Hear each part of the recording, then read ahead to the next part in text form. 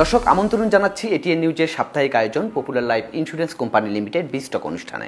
আপনাদের সাথে আছি গোলাম কাদির রবু। দর্শক, আমরা জানি যে দিনকে দিন জনসংখ্যা যেমন বাড়ছে, সেই সঙ্গে বড় হচ্ছে খাদ্যপণ্যের বাজার। একটা সময় ছিল যখন এই খাদ্যপণ্যের বাজারে গুটি কয়েক কোম্পানি কি রাজত্ব করতে বলা যেতে পারে, কিন্তু সময়ের সঙ্গে সঙ্গে এখন দেখা যাচ্ছে যে অনেকগুলো কোম্পানি বা নতুন নতুন নাম এই খাদ্যপণ্যের বাজারে যুক্ত হচ্ছে এবং সেই সঙ্গে গুণগত মান তারা যেমন নিশ্চিত করছে, সেই সঙ্গে উন্নত প্রযুক্তিও তারা ব্যবহার করছে। কিন্তু তারপরেও দেখা যাচ্ছে খাদ্যপণ্যের এই বাজারটি খুব বেশি স্থিতিশীল থাকছে না এবং অনেক সময় এটার উচ্চ মূল্যও আসলে অনেক সময় জনগণকে ভোগান্তিতে ফেলছে। তো আমরা আসলে আজকের যে আলোচনাটি করব সেটি হচ্ছে কেন এই ভোগ্যপণ্যের বাজারটি, বিশেষ করে চাল, ডাল, আটা, ময়দা, এই বাজারটি কেন আসলে অনেকখানি স্থির হচ্ছে না এবং দাম বাড়ার কারণটা কি, এবং সেই সঙ্গে এই খাতের যে সম্ভাবনা আছে সেটি আসলে কিভাবে কাজে লাগানো যায়, সে বিষয়টিও আমাদের এই আলোচনায় উঠে আসবে। আমার সঙ্গে অতিথি হিসেবে আছেন শুক্রানের প্রতিষ্ঠাতা এবং সিও জনাব শামীম ইকবাল। জনাব শামীম ইকবাল, আপনাকে স্বাগত জানাচ্ছি আমাদের এই আলোচনায়। ধন্যবাদ। আসসালামু আলাইকুম। যে জিনিসটি বলছিলাম শুরুতে, সেটি হচ্ছে যে আমরা দেখছি যে আমাদের খাদ্যপণ্যের বাজারটি দিনকে দিন বড় হচ্ছে এবং আমরা যদি পরিসংখ্যানকে আমলে ধরি তাহলে দেখা যাবে যে বাংলাদেশের এই বাজারটি বলতে গেলে 11 লাখ কোটি টাকা থেকে 15 লাখ কোটি টাকার মতো এই ভোগ্যপণ্যের বাজারটি, যার বড় একটি অংশ জুড়েই আছে চাল, ডাল, আটা, ময়দা এসব এবং ভোজ্য তেল, চিনি এসব নিয়ে। তো আমরা আজকের আলোচনাটা বেশিরভাগ ক্ষেত্রেই আমরা একটু চালের ক্ষেত্রেই একটু মানে বেশি আলোচনাটি রাখতে চাই, যেহেতু চালের বাজারটি এখন আসলে ক্রমবর্ধমান এবং এই বিষয়টি এখন বাজারে সবচেয়ে বেশি আলোচনা হচ্ছে। তো আমি আপনার কাছে একটু জানতে চাচ্ছি, এই যে বাংলাদেশের ভোগ্যপণ্যের বাজারটি যে ক্রমশ বাড়ছে, এখানে আসলে এটাকে আপনারা কিভাবে দেখছেন এবং এখানে যে পুরনো কোম্পানিগুলো ছিল তার সঙ্গে পাল্লা দিয়ে আপনারা নতুন নতুন কোম্পানিগুলো এসছেন, তো আপনারা এই বাজারে আসলে কিভাবে প্রতিদ্বন্দ্বিতা করছেন এবং গুণগত মানটা আসলে কিভাবে নিশ্চিত করছেন? আলহামদুলিল্লাহ, চাল বাজার বা চালের প্রোডাক্টটা অনেক ট্রেডিশনাল প্রোডাক্ট। আমাদের বাংলাদেশে বহু বছর যাবৎ এটা প্রতিষ্ঠিত। অনেক মিলার বাংলাদেশে, চালের মিলার, বিভিন্ন ক্যাটাগরির মিলার আছে, ছোট মিলার, বড় Miller, automatic Millers, husking plants. So এটা ভেরি ওয়েল এস্টাবলিশড একটা ইন্ডাস্ট্রি, বাট অনেক ফ্র্যাগমেন্টেড একটা industry. In the recent time কিছু কর্পোরেট হাউসেস অলসো এখানে পার্টিসিপেট করছে। এখন আমরাও 4-5 বছর যাবৎ এখানে পার্টিসিপেট করছি ইন্ডাস্ট্রিতে।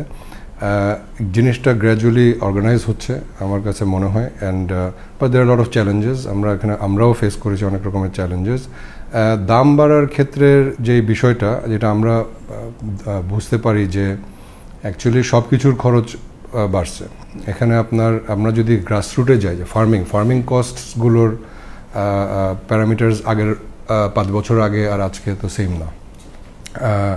এখানে ফার্টিলাইজার্স কস্ট বাড়ছে, লেবার কস্ট বাড়ছে, ইলেকট্রিসিটি কস্ট বাড়ছে। So therefore there is an impact right at the farming stage. এটার অ্যাকচুয়ালি ইন্ডাস্ট্রিটা খুব কমপ্লিকেটেডও না। এখানে ইন্ডাস্ট্রির মধ্যে প্লেয়ার্স যারা বা অ্যাক্টার্স যারা আছে, এখানে ধরেন ফার্মার্স একটা বিগ অংশ এবং উৎপাদক যারা ফার্মিং করছে, তার মধ্যে যারা ফার্ম যে র মেটেরিয়াল তৈরি হয়, প্যাডি বা ধান, সেটা ট্রেডার্স একটা গ্রুপ আছে। অ্যান্ড দেন আমরা মিলার্স আছে, আমরা এখানে কনজাম্পশন করতেছি। অ্যান্ড দেন সাবসিকুয়েন্টলি ফরওয়ার্ডে আমাদের এখানে আড়তরা আছে, অ্যান্ড দেন রিটেলার্সরা আছে। So this is the supply chain that we are talking about. এই ক্ষেত্রে চালের দামের যে বিষয়টা, প্রতিটা স্টেজেই তো একটা ভ্যালু এডিশন হচ্ছে। এখানে এত বড় একটা ইন্ডাস্ট্রি, এটা বাংলাদেশে perhaps one of the biggest industries in the country is this chal. But আমার কাছে ব্যক্তিগতভাবে মনে হয়েছে যে এখানে ডিউ অ্যাটেনশন নাই, এনাফ অ্যাটেনশন নাই to understand the nuances of the industry, the whole supply chain, total supply চেইনটার ব্যাপারে ট্রান্সপারেন্সি কম, যার কারণে অনেক ক্ল্যারিটি নাই। ব্যাংক ইন্টারেস্ট বাড়ার কারণে আপনাদের ব্যবসার খরচ বাড়ছে, এটাও আসলে চালের দাম বাড়ার পেছনে একটা বড় ভূমিকা। অ্যাবসলিউটলি। এবং আরও ট্র্যাজিক হচ্ছে যে আসলে ইন্ডাস্ট্রির বিষয়ে আমি যখন ইন্ডাস্ট্রিটা করি, আমি খুব নেগেটিভ রেসপন্স পাইছি ফ্রম দ্য ফাইন্যান্সিয়াল পার্টনার্স, যারা basically banks and other institutes. মানে মোটা দাগে বলতে না, এটাতে তো লাভ নাই, এটাতে তো সব মিলার লস হচ্ছে। তা আমি তখন নিজেই আমি আমার ব্যাংকের সাথে ওইটা বলছি যে আচ্ছা আমরা সবাই ভাত খাই, চাল খাই, আপনিও খান, আমিও খাই, তে সারা বাংলাদেশের মানুষের চাল খায় কিন্তু লস। যদি এটাই তাই হয়, যদি আসলে সব মিলাররাই যদি লসেই থাকে বা চালের ব্যবসাটা যদি ওভারঅল লসেরই ব্যবসা হয়, তাহলে তো বাংলাদেশই ব্যাংক্রাফ্ট হয়ে যাওয়ার কথা, কারণ এটা একটা বড় ইন্ডাস্ট্রি, অলমোস্ট $20 বিলিয়ন একটা ব্যবসা এটা। So there is something wrong, যেটা আমরা হয়তো আইডেন্টিফাই করতে পারছি না। What is the problem we should try to identify. আমরা আমাদের এক্সপিরিয়েন্স থেকে যেটা আমরা বুঝলাম যে এখানে there is a lot of gap in communication, এবং আমার কাছে মনে হয়েছে যে ইন্ডাস্ট্রি রিপ্রেজেন্টেশনটা উইথ দ্য ফাইন্যান্সিয়াল ইনস্টিটিউশনটা সঠিকভাবে হচ্ছে না। এটার যে রিকোয়ারমেন্ট, এই ইন্ডাস্ট্রিটাকে সঠিকভাবে চলার জন্য মিলারদের যে রিকোয়ারমেন্টটা, সেটা আমার কাছে মনে হচ্ছে যে ব্যাংকার্সরা হয় আমরা ফেল করছি বুঝাতে, অথবা ব্যাংকার্সরা ফেল করছে বুঝতে। তার মানে আপনি যে কমিউনিকেশন গ্যাপের কথা বলছেন, সেটা হচ্ছে যে ব্যাংকারদের সঙ্গে আপনারা যারা বিজনেসম্যান আছেন এবং মিল মালিক যারা আছেন তাদের আসলে গ্যাপটা হচ্ছে।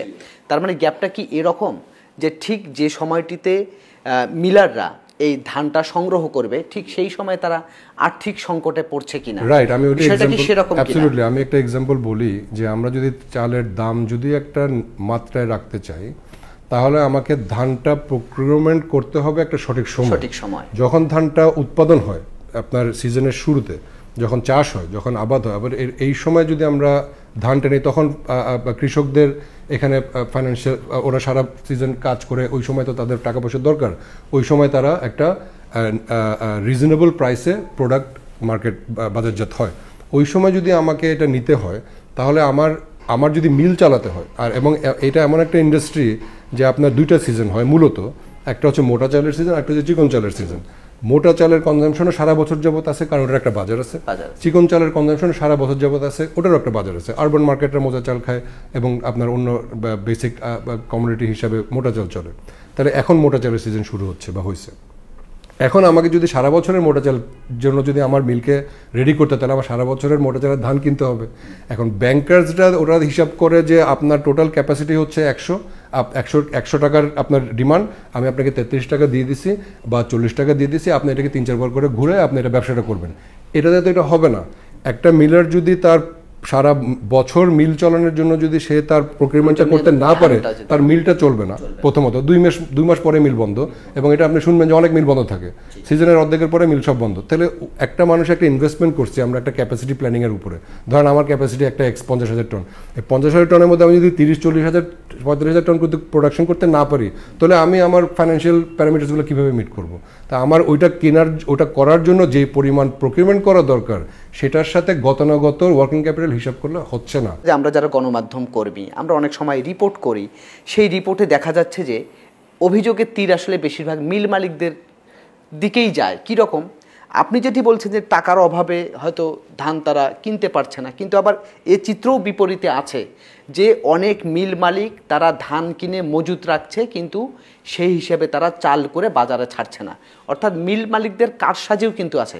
সে ব্যাপারে আসলে আপনার বক্তব্য। সুন্দর, very good and important question, because এই জিনিসটা ক্লিয়ার হওয়া দরকার। বাংলাদেশে ডেইলি কনজাম্পশন হচ্ছে 1 লক্ষ টন চাল। বাংলাদেশের সব থেকে বৃহৎ মিল যাদের সব থেকে বড় মিল আছে, তাদের প্রোডাকশন ক্যাপাসিটি হলো ধরেন 1000 টন। কেউ 1000 টন বানায় না, 1000 টন হচ্ছে তাদের মানে রেটেড ক্যাপাসিটি। তো 1 লক্ষ টনের মধ্যে যদি 1000 টন কারোর ক্যাপাসিটি থাকে, সে এই ইন্ডাস্ট্রির নিয়ন্ত্রণ কীভাবে করবে? তো এটা প্রথমত আমার মনে হয়, আমার কাছে যেটা আমি আমার অপারেশন থেকে আমি যেটা বুঝছি বা জানছি, it is not that easy. আপনি একদিকে আপনি যেটা আলাপ করলাম যে টাকার সংকট, টাকা না থাকলে আপনি নিয়ন্ত্রণ কেমন করবেন? আপনি একটা ইন্ডাস্ট্রি, যে ইন্ডাস্ট্রি ডেইলি কনজাম্পশন আছে 1 লক্ষ টন, সেখানে যদি আপনি 5, 10, 20,000 টন যদি আপনি নিয়ন্ত্রণ করতে পারতেন, তাহলে সেই ক্ষেত্রে বলতে পারতেন যে ঠিক আছে, আমি একটা এখানে প্রভাব রাখতে পারবো। আমি প্রোডাকশন করি 100 টন, 150 টন, বেশিরভাগ মিলের সাইজ হচ্ছে 50 ton, 100 ton, 150 ton, 20 ton, 30 ton. তো এই 30 টন 50 টনের মানুষ 1 লক্ষ টনের ক্যাপাসিটির মধ্যে কি কোথায় পার্সেন্টেজে হয়? তো এদের তো সবাইকে একসাথে হইতে হবে, সবগুলো মানুষকে।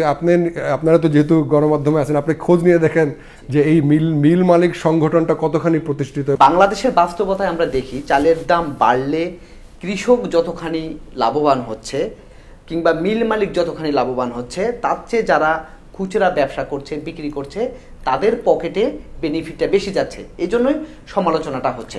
তো আপনার কাছে আমি আসলে একটু জানতে চাইবো, সেটি হচ্ছে যে আপনি বক্তব্যের শুরুতে একটি কথা বলছিলেন যে বাংলাদেশের চালের যে উৎপাদন আর বাংলাদেশের মানুষের দৈনিক কিংবা বাৎসরিক চালের যে প্রয়োজন সেটি আসলে পর্যাপ্ত আছে, দাম যদি পর্যাপ্তই থাকে তাহলে তো দাম বাড়ার কোনো কারণ নেই, তাহলে তারপরেও কেন দাম বাড়ছে? আই থিঙ্ক যেটা আপনি বললেন সেটা সঠিক, যে বাংলাদেশের এনাফ উৎপাদন হয় ধান চালের, এখানে সাপ্লাই চেইন ম্যানেজমেন্ট, ডিস্ট্রিবিউশন ম্যানেজমেন্টের কারণে কিছু স্ট্রেস তৈরি হয়, যার কারণে কিছু প্রাইসিং স্ট্রাকচারিংয়ে প্রবলেম হতে পারে। এটার জন্য আমাদের পলিসি মেকারদেরকে এটার ব্যাপারে আরও অনেক সচেতন হওয়া উচিত। আমি রিয়েলি অনেস্টলি ফিল করি যে এত বড় একটা ইম্পর্টেন্ট একটা ইন্ডাস্ট্রি, কিন্তু এখানে কিন্তু সিরিয়াসলি একাডেমিক স্ট্রাকচারিংয়ের আমি সেরকম কোনো অ্যাক্টিভিটি দেখি না। সরকারের পক্ষ থেকে তথ্য আসলে গোপন করা হচ্ছে কিংবা বাড়িয়ে বা কমিয়ে কিছু দেখানো হচ্ছে। বাংলাদেশ পরিসংখ্যান ব্যুরোর যে হিসাব সেটি বলা হচ্ছে যে বাংলাদেশে বছরে চালের উৎপাদন 3,90,00,000 মেট্রিক টন। আবার বলা হচ্ছে যে বাংলাদেশে দৈনিক একজন মাথাপিছু চালের চাহিদা হচ্ছে 328 গ্রাম। ওই হিসাব যদি আমরা ধরি তাহলে বছরে চাল আমার দরকার হচ্ছে 2,60,00,000 মেট্রিক টন, আর আমার উৎপাদন হচ্ছে 3,90,00,000 মেট্রিক টন। তার মানে কি আমার চাহিদার চেয়েও উৎপাদন বেশি। তাহলে তো চালের দাম তো উল্টো কমার কথা, আপনি যেটি বলছেন যে উল্টো রপ্তানি করার কথা, কিন্তু চালের দাম তো কমছেই না, উল্টো আমরা ইম্পোর্ট করছি। এটি কেন? তাহলে কি আমাদের এই তথ্যের মধ্যে কি কোনো কারসাজি আছে? এটাই আমি বলতে চাচ্ছিলাম, দুইটা পয়েন্ট। একটা হলো যে what you just already mention, আর জনসংখ্যা, কিন্তু যে তথ্যটি আমি দিলাম সেই জনসংখ্যা সেখানে ধরা হয়েছে 17 কোটি। সো যদি আমরা আপনি যেটা বললেন যে 330 গ্রাম বা 328 গ্রাম যদি 17 কোটি লোক খায়, তাহলে সেটার হিসাবে আসে হলো 2,60,00,000 টন। তাহলে বাকি 1 লাখ টন বা 16 লাখ টন কোথায় যায়, কে খায়? আমি যখন প্রথমে আমি যখন প্রথমে ইন্ডাস্ট্রিতে ঢুকি, আমি ম্যাথ অবভিয়াসলি এই অঙ্ক আমিও করি, এবং আমি তো হিসাব মিলাতে পারলাম না যে তাহলে এটা কেন বানানোই বা কেন হয় বা কোথায় বা যায়। So my calculation is, my assumption is that উৎপাদনের তথ্যটা সঠিক, কারণ এটা ধারাবাহিকভাবে এটা হয়ে আসছে এবং খুব স্বচ্ছ তথ্য আছে। তো এটার ব্যাপারে কোনো সন্দেহ থাকার কথা না, এবং এটা দেশে এবং বিদেশের ইনফরমেশনের ডেটা, হিস্টোরিক্যাল ডেটা আছে। তার মানে কি, আবার কনজামশনটাও যদি আপনি চিন্তা করেন, থাম রুল বেসিস 330 গ্রাম ইন্টু 3 যদি ধরেন, মানে অলমোস্ট 1 কেজি ভাত হয়। তো একটা মানুষ, বাংলাদেশের মানুষ অ্যাভারেজে হয়তো 1 কেজি ভাত খেতে পারে বা খেলো। এর থেকে বেশি, খুব বেশি ভাত হয়তো একজন মানুষের পক্ষে খাওয়া সম্ভব না, অ্যাভারেজে বলছি। তো তার মানে হচ্ছে যে তার বাকি থাকলো কি, জনসংখ্যা। তো ডেফিনেটলি প্রবলেমটা তাহলে ওখানেই হবে। আমি এটা সবসময় বলে আসছি, আমার বলতে লজ্জাও নাই। বাংলাদেশে 17 কোটি নয়, তার থেকে অনেক বেশি, অনেক বেশি লোক আছে। আমরা যে কোনো কারণে হোক এই ব্যাপারটা আমরা স্বচ্ছ করতেছি না, এবং এইখানে এটার জন্য অনেক রকমের সমস্যা। আপনি যখন একটা ডিমান্ড ক্যালকুলেশন করতেছেন, 17 কোটি দিয়ে ডিমান্ড ক্যালকুলেশন করেন তো ভুল হবে ন্যাচারালি, বিকজ এটা তো প্রমাণিত হচ্ছে। আমি আরেকটি বিষয় একটু আপনার কাছে জানতে চাই, যে আপনি যেটি বলছিলেন যে বাংলাদেশে চালের বাজারটি নিয়ন্ত্রণ করছে গুটি কয়েক বড় বড় কোম্পানি, কিন্তু তারপরও আমরা দেখছি যে এর বিপরীতে যে আপনাদের মতো যারা কোয়ালিটি সম্পন্ন প্রোডাক্ট আপনারা নিয়ে এসছেন, তো একদিকে বড় বড় কোম্পানিগুলো এই ব্যবসাটা নিয়ন্ত্রণ করছে, অন্যদিকে আপনারা এই বাজারে নতুন এসে এবং কি হাই কোয়ালিটি মেইনটেইন করে আপনারা ব্যবসা করছেন বা করার চেষ্টা করছেন, বা তাদের সঙ্গে আপনারা প্রতিযোগিতা করছেন। তো আমরা এটাও জানি যে সবশেষ সরকারের যে হিসাব, খাদ্য মূল্যস্ফীতি যদি আমরা হিসাব করি, তাহলে সেটি কিন্তু 12% পার হয়ে গিয়েছে। তো কি একদিকে বড় বড় কোম্পানির সঙ্গে আপনাদের প্রতিযোগিতা উইথ কোয়ালিটি, মানে গুণগত মান নিয়ে আপনারা কম্পিটিশন করছেন, অন্যদিকে খাদ্য মূল্যস্ফীতিও কিন্তু অনেক হাই। তো ঠিক এরকম বাস্তবতায় আপনারা আসলে কিভাবে টিকে আছেন বা কিভাবে এই ব্যবসাটা আপনারা করছেন? আমাদের শুক্রানের স্ট্র্যাটেজিটা একটু ভিন্ন। যদিও আমরা চাল দিয়ে আমাদের জার্নি শুরু, আলহামদুলিল্লাহ, আমাদের লং টার্ম স্ট্র্যাটেজি, আমরা এসেনশিয়াল প্রোডাক্ট ডেভেলপমেন্ট করতে চাই। আমরা আমাদের প্রোডাক্ট বাস্কেটের মধ্যে যেসব প্রোডাক্ট একটা ফ্যামিলির জন্য মোরালেস দরকার এবং খুব এটা নিয়ে চিন্তার বিষয় না, আমি আমাদের যদি নামে বলি যে চাল, ডাল, আটা, ময়দা, চিনি, লবণ, তেল এবং পানি এবং মশলা, এইগুলোই আমাদের টার্গেট রেঞ্জে আছে। ইভেন্চুয়ালি আমরা ইন ফিউচার আমরা যে প্রোডাক্টগুলো, তার মধ্যে কি কয়েকটা আমরা করে ফেলছি, আরও কয়েকটা আমরা করবো ইনশাআল্লাহ যদি আল্লাহ তৌফিক দেয়। সো আমাদের যেটা গোল সেটা হলো যে আমরা কেন এই কোয়ালিটির ব্যাপারটাতে একটু স্ট্রিক্ট বা একটু আমরা চেষ্টা করি যে কোয়ালিটির ব্যাপারটাতে প্রায়োরিটি দেওয়ার জন্য, ইজ বিকজ আমাদের long term goal is to present our brand as a trustworthy brand. এইটা আমাদের একটা স্ট্র্যাটেজি, ব্র্যান্ড স্ট্র্যাটেজি। এটা যদি আমরা আমাদের চালের মাধ্যমে অ্যাচিভ করতে পারি, যেহেতু চাল সবাই নেয়, এখানে আমাকে কনভিন্স করার কিছু নেই যে আপনি চাল খান, লাগবেই। সো সেইটা আমাদের জন্য একটা অপরচুনিটি যে আমরা এই জায়গাটা যদি আমরা আমাদের জায়গাটা যদি কোয়ালিটির ব্যাপারটা যদি আমি এনশিওর করে আমার কনজিউমারকে যদি কনভিন্স করতে পারি যে শুক্রানের প্রোডাক্টটা আমি বিশ্বাস করতে পারি, তাহলে আমাকে আমার ভবিষ্যৎ প্রোডাক্টগুলোর জন্য আমাকে আমার অপরচুনিটিটা আরও ইজি করে দেবে। This is hour basic strategy. How do I compete? আমরা এটা জানি যে দের ইজ আমাদের যে প্যাকেজিং বা আমরা যেভাবে চালের কি আমরা প্রেজেন্ট করতেছি বাজারে, বিট আপনার 25 কেজি 50 কেজি প্যাক বলেন, অথবা 5 কেজি 10 কেজি বলেন, অথবা চিনি গুঁড়োর জন্য 1 কেজি বলেন, এটা look and feel and actually packaging quality is also premium as compare to others. আমরা কিন্তু এটার জন্য একটা টাকাও এক্সট্রা নিচ্ছি না। অবভিয়াসলি আমরা আমাদের প্রফিট থেকে এটা ছেড়ে দিচ্ছি ওই উদ্দেশ্যে যে আমরা যাতে আমাদের প্রেজেন্টেশনটা যাতে কনজিউমার বিশ্বাস করতে পারে যে this brand is trying something different, এবং এটা যখন ওর হার্টের মধ্যে একবার সে বিশ্বাস করবে, আমার জন্য ভবিষ্যতের জন্য কাজ করতে ইজি হবে এই কনটেক্সটে। আর আমাদের প্রাইসিং ম্যানেজ করার জন্য আমরা যে স্ট্র্যাটেজি অবলম্বন করার চেষ্টা করি, এই যে সিজনের ব্যাপারটা, সিজনের শুরুতে যতখানি সম্ভব আমরা অ্যাকুইজিশন করি আমাদের, যাতে আমরা আমাদের প্রাইসটাকে আমরা স্টেবল রাখতে পারি across the year or across the period that আমরা এই প্রোডাক্টগুলো সরবরাহ করি বেসিক্যালি। এখন আপনারা যে চিনি গুঁড়া চাল, নাজিরশাইল, মিনিকেট, আমরা তো দেখছি যে বাংলাদেশের অন্যান্য যারা কি বলবো অনেক পুরনো কোম্পানি যারা আছে, যারা মার্কেট লিড করছে, তাদেরও তো এই প্রোডাক্টটা আছে। তাহলে এবং কোনো ক্ষেত্রে দেখছি তাদের চেয়ে আপনাদের দামটাও কিন্তু একটু বেশি। আপনারা হয়তো বলছেন যে আপনাদের কোয়ালিটি বেশির কারণে দামটাও বেশি। তো আমার কথা হচ্ছে যে একজন কাস্টমার সে কেন আসলে আপনার প্রোডাক্টটা নেবে এবং নিয়ে সে সেখানে কি ভিন্নতা খুঁজে পাবে যে আমি কেন শুক্রানের আমি নাজিরশাইল চালটা কিংবা মিনিকেট কিংবা চিনি গুঁড়া চালটা আমি কিনবো, কেন আমি অন্য কোম্পানিরটা কিনবো না, আপনাদেরটা কেন কিনবো, এটি একটু দর্শককে বলবেন। শিওর। আমাদের যেই রিটেল প্রোডাক্ট, রিটেল প্যাক যেটা 5 কেজি 10 কেজি প্যাকেট অথবা 1 কেজি চিনি গুঁড়ার প্যাকেট, সেখানে আমাদের 5 কেজি 10 কেজির মধ্যে মিনিকেট, নাজিরশাইল, কাটারি ভোগ এই তিনটেই প্রোডাক্ট হয়। আর বাকি হয় হচ্ছে 25 কেজি 50 কেজি। 25 কেজি 50 কেজি কিন্তু আমাদেরকে যে কোনো রাইস মিলের সাথে কম্পিট করে বিক্রি করতে হয়, সেখানে বাড়ানোর স্কোপ কিন্তু সেরকম নাই। হ্যাভিং সেড দ্যাট, বিভিন্ন ব্র্যান্ডের চালের বাজারে আড়ত লেভেলেও কিন্তু বিভিন্ন ব্র্যান্ডেই আপনার চালের দাম কিছুটা আপ ডাউন হয়। যেমন মনে করেন অন্যান্য যারা প্রমিনেন্ট ব্র্যান্ড আছে, মোর ট্রেডিশনাল ব্র্যান্ড, তাদের চালের দাম 1 টাকা 2 টাকা বেশি থাকতে পারে। আবার যারা হয়তো নতুন আসছে তাদের দাম কিছুটা কম থাকতে পারে। আমরা ফরচুনেট যে আমরা খুব অল্প সময়ের মধ্যে আমাদের মার্কেটে একটা সুনাম হয়েছে আলহামদুলিল্লাহ, এটা আল্লাহর অশেষ রহমত, যার কারণে আমাদের প্রোডাক্টটা হয়তো একটু বেশি পয়সা দিয়ে কেনার জন্য ক্রেতারা আগ্রহী। এটা হচ্ছে কমিউনিটি মার্কেটে, মানে আপনার হোলসেল মার্কেটে। রিটেল মার্কেটে কিন্তু আমরা 1 টাকাও বেশি নিচ্ছি না।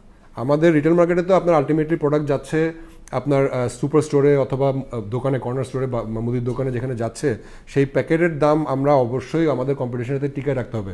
চাল এমন একটা প্রোডাক্ট যে আপনি ধরেন শুক্রান চাল কিনতে গেলেন, কোনো একটা জায়গায় গেলেন, গিয়ে দেখলেন যে ওখানে চালটা নাই কোনো কারণে, মিনিকেট কিনতে গেলেন, ওই সময় মিনিকেট চালটা নাই, আপনি ওখান থেকে অন্য একটা চাল নিয়ে বাসায় যাবেন, আপনি বলবেন যে ঠিক আছে আমি 3 দিন পরে এসে চালটা নিয়ে যাবো শুক্রান আসলে। সো এটা তার মানে কি আমার দাম বেশি রাখার কোনো সুযোগ নেই। তাহলে কি অন্যদের দাম আরো তার চেয়ে বেশি? অন্যদের শুক্রানের দাম আপনার রিটেল প্যাকেটে we are more or less at per with everybody, একই রকম। কমিউনিটি থেকে আমরা কিছুটা বেশি পাই বিকজ হয়তো আমাদের কোয়ালিটি রেফারেন্স পয়েন্টে তৈরি হয়েছে, সেখান থেকে আমরা কিছুটা বেশি পাই। অন্যান্য ব্র্যান্ড আছে আমার থেকেও 2-1টা কোম্পানি আছে যারা আমার থেকেও বেশি পায়, মোর ট্রেডিশনাল ফ্যাক্টরিজ, নট নেসেসারিলি তাদের রিটেল প্রেজেন্স আছে। বেশিরভাগ চালের মিলের তো রিটেল প্রেজেন্স নাই, কর্পোরেট হাউসগুলো রিটেল প্রেজেন্স আছে, এজন্য কি বলে তাদের পণ্য হোলসেল বাজার এবং রিটেল বাজারে যাচ্ছে। আমরাই একটু ব্যতিক্রম যে আমরা প্রথমে রাইস মিল চালু করে আমরা রিটেল বাজারটার দিকে ফোকাস করছি এবং আমরা ওটাতে লেগে আছি, যদিও খুবই challenging, so that we can develop other products and ইনশাআল্লাহ বিল্ড দ্য ব্র্যান্ড। ভবিষ্যতে আপনাদের পরিকল্পনাটা কি রকম? আমাদের পরিকল্পনা শুক্রান as a brand we would like to be a trustworthy loved household brand, যেটার মাধ্যমে আমার এবং আমার পরিবারের এবং আমার সাথে যারা আমার টিম, আমাদের বিজনেস ফিলোসফি হচ্ছে আমরা এখানে বাংলাদেশে 1 নম্বর 2 নম্বর 5 নম্বর হওয়ার উদ্দেশ্যে আসিনি। আমরা এখানে একটা ভালো কাজ করব, সৎভাবে কাজ করার চেষ্টা করব যতখানি আল্লাহ সুযোগ দেয়, এবং আমরা যাতে নিজেরা খুশি থাকি, আমার পরিবার, আমার টিম, আমরা যাতে কাজ করে 2টা পয়সা মুনাফা অর্জন করে যাতে আমরা খুশি থাকতে পারি। আমরা কিন্তু আমাদের ব্যবসায়িক গোলটা এইভাবে সাজাই। আমাকে চালের বাজার 1 লাখ টন, সেখানে আমার 10%, 5%, 2% করতে হবে, এটা নিয়ে আমরা স্ট্র্যাটেজি ডেভেলপ করি না। আমরা ডেভেলপ করি যে আমার যে কমিটমেন্টগুলো আছে সেটা আমরা কীভাবে ফুলফিল করতে পারি, তার উপর আমরা কী মুনাফা করলে আমি স্যাটিসফাই হব ব্যক্তিগতভাবে, আমাদের লাইফ স্যাটিসফাই হবে, আমরা যাতে হালাল পথে ব্যবসা বাণিজ্য করে বেঁচে থাকতে পারি, আমার ছেলেমেয়েরা যাতে সৎ পথে চলতে পারে, আমার টিম যাতে এই কোম্পানিতে চাকরি করে নিজের ঘরে শান্তিমতো থাকতে পারে, এই উদ্দেশ্য নিয়ে আমরা আমাদের ব্র্যান্ড তৈরি করি। ভবিষ্যতে আমরা আসলে এই শুকরান ব্র্যান্ডের পণ্যের তালিকায় আর কি মানে যুক্ত দেখতে পাবো? আমি যেটা বললাম, ইনশাল্লাহ আমাদের যেটা বেসিক কমোডিটি যেটা আমরা করবো, যে 8টা পণ্যের কথা বললাম, এর বাইরে আমাদের বেভারেজের ব্যাপারে ইন্টারেস্ট আছে। আমাদের ব্র্যান্ড স্ট্র্যাটেজিটা যেটা বললাম যে আমরা একটু আরবানমুখী ব্র্যান্ড, আমরা নট ম্যাস, এটার একটা স্ট্র্যাটেজি নিছি আমরা, বিকজ আমরা অত বড় না, ছোট কোম্পানি রিলেটিভলি। সো সেই হিসাবে আমরা আরবান বেসড ব্র্যান্ড হওয়ার জন্যই আমরা কাজ করছি। এখানে আমরা আরবান মার্কেটের জন্য যেসব প্রোডাক্টস রেলেভেন্ট হবে বা হচ্ছে গ্র্যাজুয়ালি, আপনাদের কাস্টমার একটু চুজি কাস্টমার, একটু হোপফুলি যারা মনে করেন হয়তো একটু দাম বেশি দিয়ে হলো কোয়ালিটি যারা ইনশিওর করতে চায়, রাইট, যারা এটার ভ্যালুটা হয়তো বুঝতে পারবে, যাদের এটার ভ্যালুটা তারা অ্যাপ্রিশিয়েট করতে হবে, তাদেরকে আমরা টার্গেট করে এখন আমরা আমাদের প্রোডাক্ট তৈরি করছি। কিন্তু এই মুহূর্তে আমরা কোনো প্রিমিয়াম নিচ্ছি না, যাতে আমরা ওই মার্কেটের সাথে কথা বলতে চাচ্ছি, কিন্তু প্রোডাক্ট আমরা এখনও প্রাইসিংয়ের ক্ষেত্রে আমরা এখনও প্রিমিয়াম এখনও নিচ্ছি না। আমাদের একটা প্রোডাক্টের মধ্যে দেখবেন যে আমরা একটা জিপ ব্যাগ করি, জিপিট আমাদের ব্র্যান্ডের নাম। আমরা ভেরি সুন আমরা ওই যে শ্রিঙ্ক র্যাপ আছে, শ্রিঙ্ক র্যাপটা আমরা ইন্ট্রোডিউস করতেছি। এটা টোটালি আনরিলেটেড একটা ব্যাপার, কিন্তু এটা কিচেনের একটা বিষয়। সো আমাদের ফিলসফি হলো যে আমরা একটা হাউসহোল্ডের সাথে সম্পর্ক তৈরি করতে চাই, আমরা শুকরান ফ্যামিলি এক্সটেন্ড করতে চাই।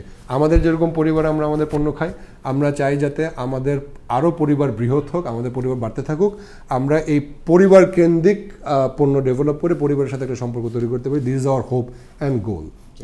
যদি দোয়া করবেন এবং আল্লাহ যদি সহায়ক হয়, ইনশাআল্লাহ আমরা চেষ্টা করব।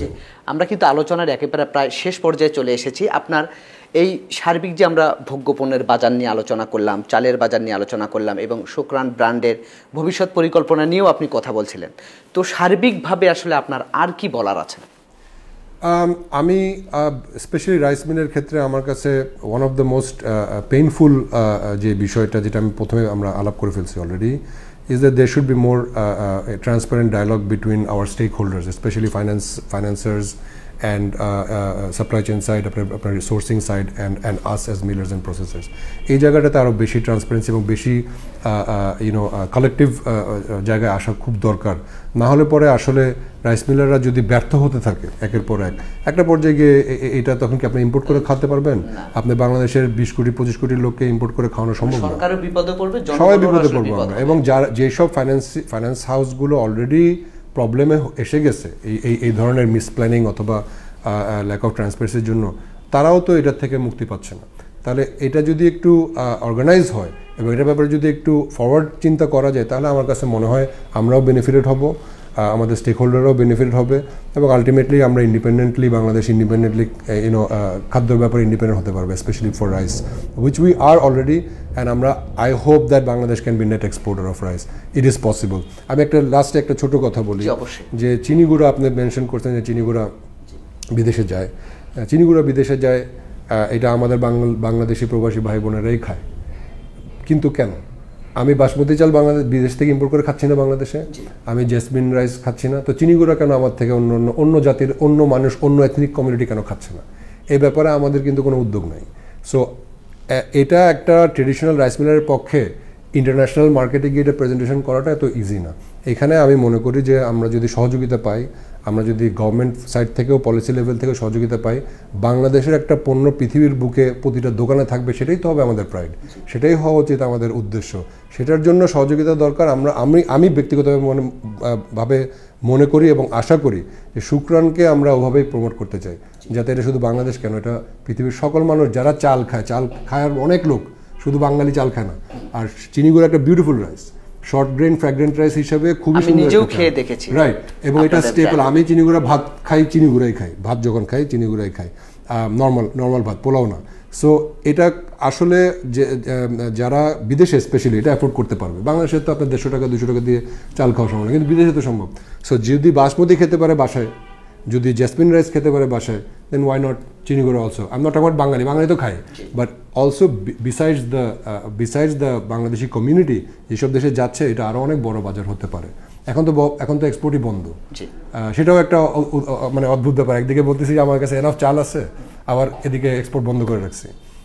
সো আই হোপ দ্যাট আমরা আরও প্র্যাগমেটিক এবং স্বচ্ছ ট্রান্সপারেন্ট একটা পরিবেশ তৈরি করতে পারি, specially for rice industry. And I believe that technology can have a big part, and আমরা চেষ্টা করতেছি এর ব্যাপারে নিজেদের উদ্যোগে।